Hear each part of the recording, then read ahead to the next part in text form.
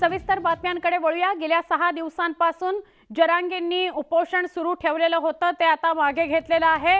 राज्य सरकारकडून मंत्री शंभूराज देसाई, राणा जगजीत सिंह आणि खासदार संदीपान भुमरे यांनी जरांगेंची भेट घेतली। शंभूराज देसाईंनी मनोज जरांगे यांनी तब्येतीची काळजी घ्यायला हवी, मराठा आरक्षणावर निर्णय घ्यायला 1 महिन्याचा वेळ द्या अशी मागणी केली।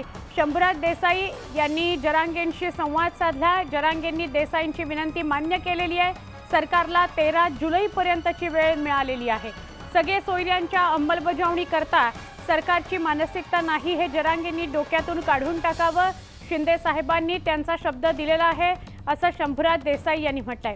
पण जर सरकारने 1 महिन्याच्या आत मागण्या मान्य नाही केल्या तर विधानसभा लढणार असा इशारा त्यांनी सरकारला दिलेला आहे। आता हे राजेसाहेबांनी आले तर आपण आमरण उपोषण हे स्थगित करतोय। आपल्या इथल्या आई बहिणींनाही काही मार लागला होता राजेसाहेबांच्या, त्यांच्या हाताने आपण ते पाणी घेऊ। पण एक महत्वाचं सांगत राहिले ते ऐका, अण्णा ऐका, रे खबर आहे। आता शक्यतो मला असं वाटतं हे आंदोलन आपण एक कमी याच्यात करावं।